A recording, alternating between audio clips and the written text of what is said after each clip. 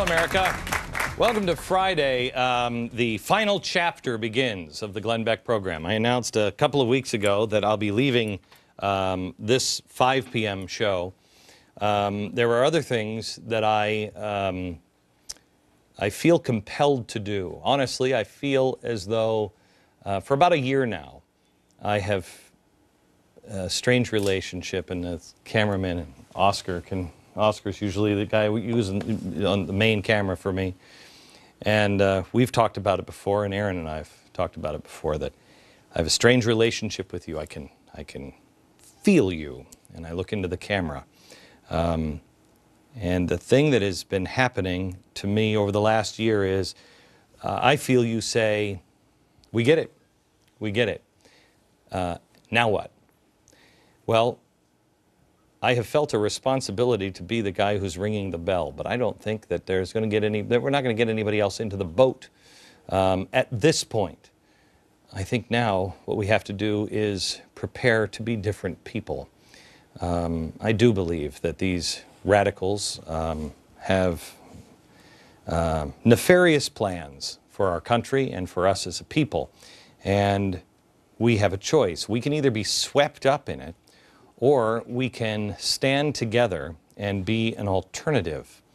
And it means more than just being Tea Party. It means reaching out in different ways and rolling up your sleeves and getting involved. It's what I told you at the beginning of the year, the first episode on this program.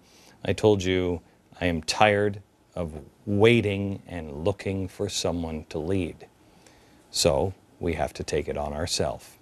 But that doesn't mean that we, at least me, doesn't mean that I want to lead and run for any office. It's just time for me as a citizen to get involved more than I'm doing here, because now all I'm doing is preaching to the choir, it seems.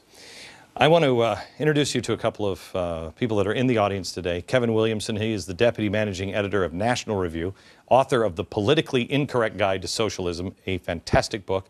And Richard Poe is also with us.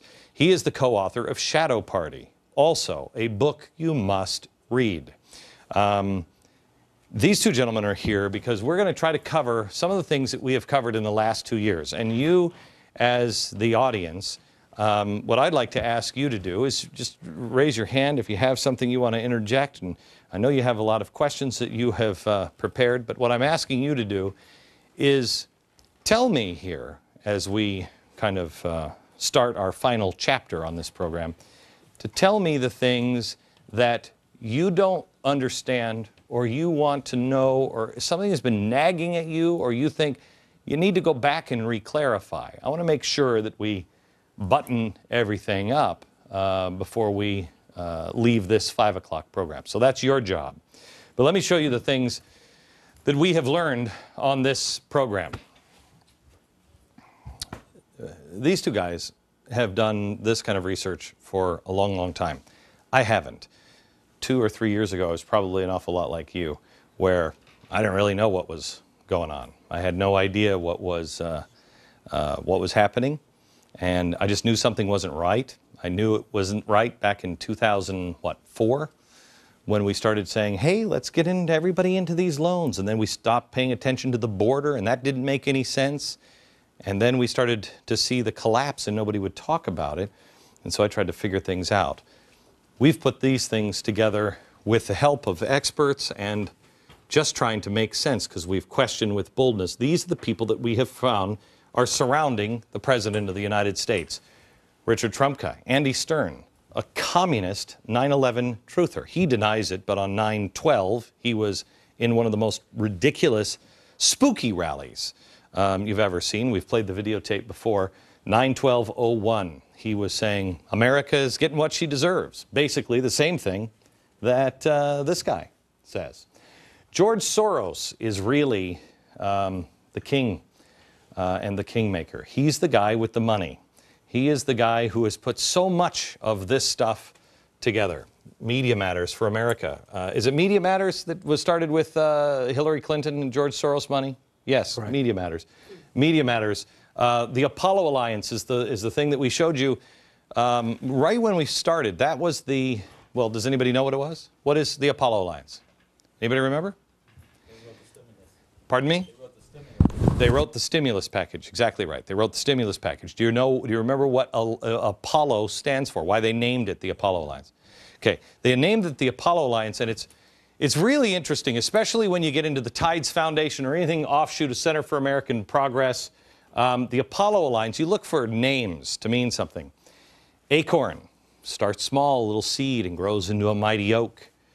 Apollo, they said what they wanted was something that was dramatic, something that once you push the button to start, it would launch and you could not recall it. That's what the Apollo Alliance is. That's the stimulus package. Once they started it, you can't stop it. Into the fundamental transformation of America. We've been telling you for a while that Cass Sunstein is the most dangerous man in America. Can anybody tell me why I've said Cass Sunstein is dangerous? Yes, we have a microphone over here. Yes, Richard. Because he's the one that actually writes the policy. He's the one that writes the regulations. Writes the regulations. Right. So basically, all Obama's policies, he actually enacts and puts them into law, puts them out there, and those are the rules that we as the people have to follow. Okay. Now, how much regulation is there in healthcare? Just healthcare alone. Do you know, Kevin? What's the number of? I know that something like 214 bills into law, but during the same year there were 2,700, a little more than that, final regulations, as they're known, final rules passed. So the regulatory apparatus is passing about 10 times as much output as the legislative process is. Which makes Congress irrelevant. Remember on the program I said Congress. Remember the congressman. I don't remember which one it was. I think maybe Jim DeMint. Maybe it was Jim DeMint. Where I looked at him and I said, "You, sir, are in more trouble than you think. You're about to become irrelevant," and they are because of Cass Sunstein. Who's he married to? Who knows this one? Sam Powers. Yeah, Sam Powers. Why is she scary? That's a long list, but where do you want to start? Why is she now in the spotlight? Can anybody tell me? Samantha Powers, the wife of Cass Sunstein. She's an advisor to the President of the United States. Do you know Josephine? Wait a minute. What is that? She has Obama's ear. She's right next to him, and she's next to him. And what is she encouraging him to do? What was her big policy? Responsibility. Yes, back here, Barbara. He is a big threat. His ear is a big threat against Israel. Okay, why? She's pushing what you were calling. I can't read. The responsibility to yes, protect. Protect. Exactly. Okay. What is that? Anybody know? See, this is why it is so hard. You guys are an informed group of people. How many of you watch the show twice a week? Easy? Okay. You guys are an informed group of people. I noticed you two didn't raise your hands. I got it like halfway. And this is how they're succeeding. They're succeeding because, first of all, you look up this and you see all of these organizations, and it's easy to say it's a conspiracy theory. When I say to you the Apollo Alliance, most people don't even know what it is. And then when I say, well, the Apollo Alliance was really started by the Tides Foundation. And the Tides Foundation really starts with George Soros money and a bunch of other people, and that started to change the tide in America. Started during, you would probably know this better than I, started during the Reagan administration to make sure that the tide was changed in America because they were afraid. They said, they've got all the corporations. The right has all the corporations. How are we going to ever fight that? How are we going to ever change the tide? We got to get inside and make ourselves legitimate. So these revolutionaries get in and start launching all of these programs. And it's a shell game. It's the same people. I think I said about 4 weeks ago in this program, it's really getting boring. I did this. I was standing at this chalkboard. And I took this magnet, and I said, what a surprise. It ends with him. It's getting boring. It's the same thing. Once you know the players, am I right, sir? Once you know the players, it's a tight little group, isn't it? Well, especially considering that Samantha Powers is married to Cass Sunstein, I think. Mm-hmm. And I was going to say the answer to your question as to why she's significant is, as you pointed out, to America because she likes war, and she sees war as a legitimate technique for pushing what she calls quote-unquote liberal agendas. Right. That's not That's not some conservative hack saying that. That is, who was it that said that? It was written in The Nation. It was a real lefty. That's right. That came out and said, Praising her for it. yeah, praising her, saying she understands that war can be used for radical change for the left's purpose. So when you say she has the ear of the president, it's the Responsibility to Protect Act. The president, you'll notice, didn't go in right away. He could have protected the people in Libya, if that's really our intent, but we waited and waited and waited and waited. Why did we wait? Why did we wait? Rich, over here. United Nations first. Had to go through the United Nations. Why would we go through the United Nations? What did they use at the United Nations? What was the president looking to trigger? The Responsibility to Protect. Yes, the Responsibility to Protect Act, which was done by her and released in a book. He sees it and says, this is fantastic. We're going to have to, I'll put all my money in it. We'll come up with a whole new entity for the Responsibility to Protect. Gets it kicked up into the United Nations. They've been trying it for a while. Nobody will bite. Well, once you have this guy in office, and this guy who works for this guy, you got all these players in office, now you can trigger it. And why is it important to trigger? Because once you trigger it, if countries have a responsibility to protect, and you have all of this going on, well, gee, don't they have a responsibility to protect the Palestinians against Israel? How about protecting the poor and unfortunate that are just coming over for a better life here in America?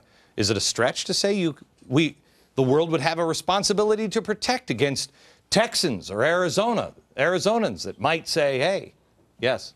They only use it when it suits their own agenda. Pardon me? So they only use the responsibility to protect when it suits their own agenda. Yes. That's why they went to the UN. They could have done it earlier, but it was the guise that we were going in there to help Libya and to help Egypt. They could have done it much earlier.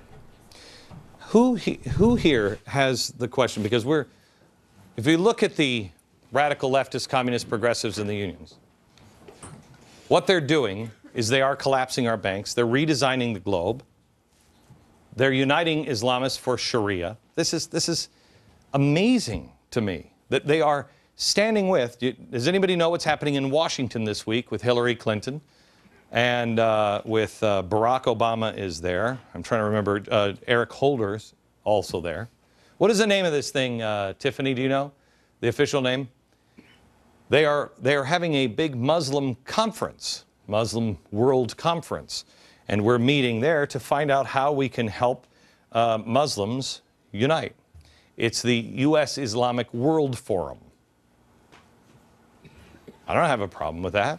But unfortunately, some of the people involved seem to be extreme Islamists that are for Sharia. Meanwhile, our president is telling us, don't watch regular TV. Al Jazeera is the one in the White House. In the State Department, Hillary Clinton says, hey, we love it. Because it doesn't have commercials. It doesn't have commercials. And it doesn't have anybody arguing on it.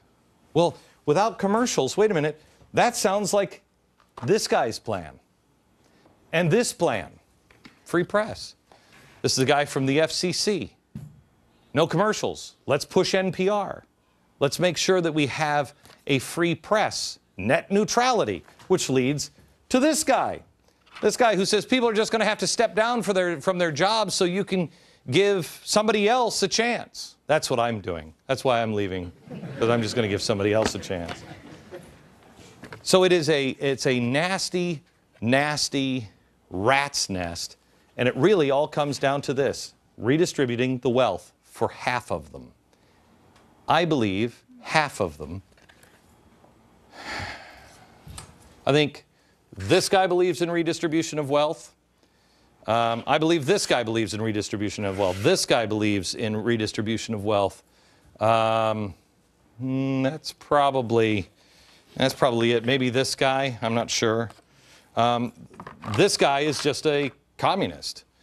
This guy's just a happy regulation guy. These guys, I think they're just in it for the money and corrupt. This guy is as well. I have no idea what his intentions are. This guy's a guy who went to jail. He was writing the whole strategy. I mean, it's an amazing thing, but the question that I think is, why? This system comes crashing down. Yeah. What do you think is going to happen to these people that brought this system down? And the American people are pissed when they lose everything they have. Anybody want to answer that question? What do you think is going to happen? That's a great question. What do you think is going to happen? Anybody? In terms of them paying a price for it, nothing. Nothing? No. Why? Nothing. Because they never do. I mean, that's the sort of story of the political class. Is one of the nice things about being a member of the political class is you're insulated from the effects of your actions. I mean, you look at things like what happened with the housing market crisis and all that. The people who actually were responsible for that mostly got away without any sort of criticism, much less investigation, the charges or things like that. Whereas people are talking about banker pay and these sorts of secondary issues at best. And the real culprits, like Fannie Mae and Freddie Mac, which are really at the center of it, are still there and still on federal support and will be forever. I don't think the average person has paid what you're saying. We haven't paid the real price. A lot of people are still in denial that this thing's going to come apart. When it comes crashing down, and the American people get pissed, sorry about the word, there's going to be a second revolution in the country. And I would not want to be in their place. Really? Now, see, that's really interesting to say that, because that works to the advantage of this guy, of this guy, of this guy, oops, of this guy, certainly of these two, responsibility to protect. It works to the advantage of this guy. It works to the advantage of this guy. This guy is the one who's trying to bring down the banks right now. See, there's two people, and Richard, you might be the one to answer this question. There's two classes of people, I think, in this. There are the true revolutionaries, the people who believe it, who are like, yes, communism and redistribution of wealth, and get them, because the bankers are all bad. And then there are the controllers. Then there are people like George Soros. George Soros, what doesn't make sense to me, didn't for a long time, is why would George Soros do this? Why would he collapse the system? How? Money. In fact, there was a piece in the 90s on a show called Adam Smith when I first learned what they called the killer bees. And that was how he made the money off of the British pound. And he did the same thing by undermining the system. And that's what he seemed to be doing in other cultures, and he wants to do it to America. Okay, now let me ask you this. Let's tie this in. I agree with you. He makes money. Okay. But nobody really makes money in the Gaza Strip, right? Why? There's just fighting. There's unrest all the time. Fighting and unrest. If communists went and tried to collapse the system and took over the system, okay, what would happen? Richie, how long would you fight? I'd fight till I died. Okay, who would not fight for the rest of your life if somebody overthrew the Constitution of the United States? Would you? Oh, raise your hand. Would you fight? Would you fight for the rest of your life and give your life if someone overthrew the government of the United States? So we know that, and there are millions of people that would do that. Well, George Soros is smart enough to know that, isn't he? Of course, because he's done these overthrows in many other countries where many other people were patriotic and willing to fight. And I hesitated, I have to say, in raising my hand because I don't know what I would do. The fact is, we all would like to believe we would fight and fight to the bitter end, but in most cases, they kill off the real fighters pretty quickly, and then the other people get in line, and the people who've done these overthrows, such as Mr. Soros and company have done in many countries throughout the world, they tend to succeed. They tend to succeed because people want to get on with their lives. They don't want to die. They succeed for that reason, and I want to show you something else that came to me about Roman history that is important. We'll do that next.